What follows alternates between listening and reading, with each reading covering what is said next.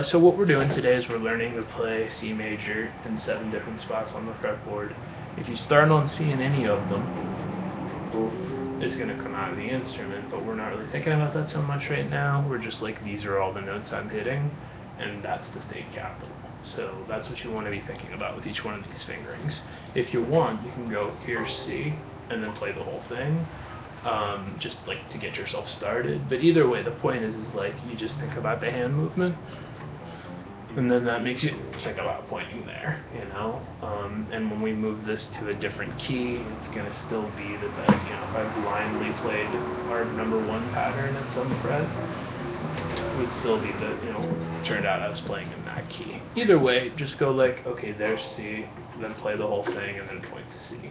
That's what you're going to do in all of these. So what we were talking about with your technique was that we needed to be thumb flat like that, not back here like this. That's the main thing that's creating problems for you, is, you know, palm touching as a product of your thumb being in that position, which all goes back to when it was hard to push down. So we're all, you know, it's like there's always a slight change when you go to the high strings, but it should be very small, you know, not like this whole thing happening. Anyway, that's gonna be you wrestling with your instrument. So just like skipping a couple ahead to number 3, where it's gonna have one single pinky reach, but mostly be under your hand. You're like, here's C, and you know our whole which finger do I use for this note? We're answering with this. Okay, 5th fret, meaning boom, boom, boom, boom. And then we're only deviating from that if there's some reason to. Like the first 2 are index reachy loopy ones, this one's way more comfortable. So you like there's C, here's everything. And there's that one pinky reach note. Then I actually crossed that one out, meaning a lot of the time I want you to think of there as being 2 versions. So you're gonna be like, here's C, here's all the stuff I could play, here's C. But then also we're going to leave that B out a lot, because then it keeps it very like just right under your fingers. This is my next tune. Just chill.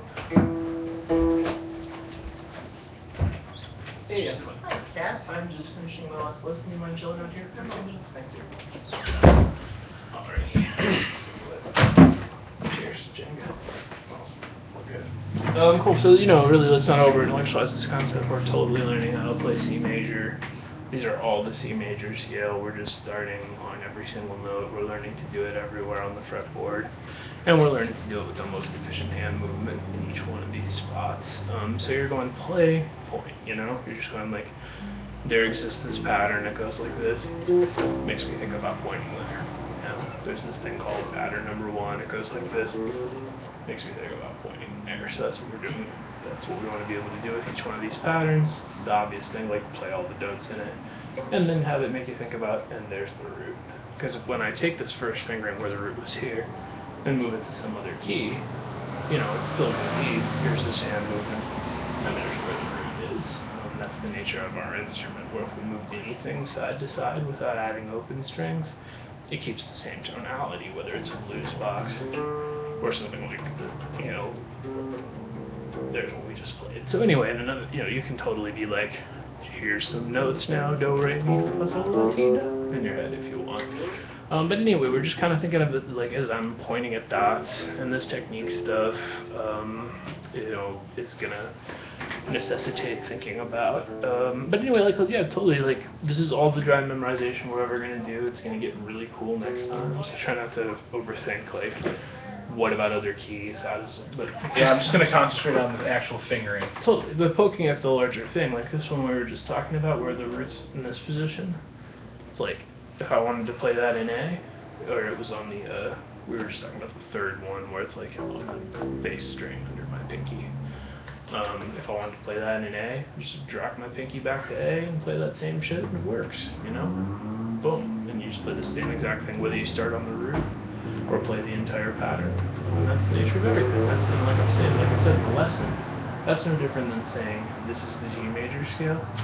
How do I move it to D? Oh, I just did this. They're all the same exact concept. We're just really used to orienting with these 2 fingers exactly on these 2 strings. Moving. So, you know, and then when I'm at any given fret, going, how am I going to play in B flat? I'm just going, there it is, pattern 2. How am I going to play in D? There it is, pattern 2. And that's the same shit everywhere. It's always that. But so we're learning this in C major, and then next time around you're gonna realize that you know all this stuff already. We can just apply it to Yeah, anything. and the next step is not just gonna go and hey, you can move it around. We're gonna do this positional exercise where you just chill at one fret and play all 7 fingerings. That'll be by definition switching between different keys. So you'll just be like, I'm playing fingering 1, I'm in D. I'm playing fingering 2, Staying I'm in one C. position. Yeah, that's how we're gonna get to this big breakthrough where all of a sudden you're just like, oh shit, I just want to play an E. Oh yeah, and it's just gonna be like Festival of Epiphanies.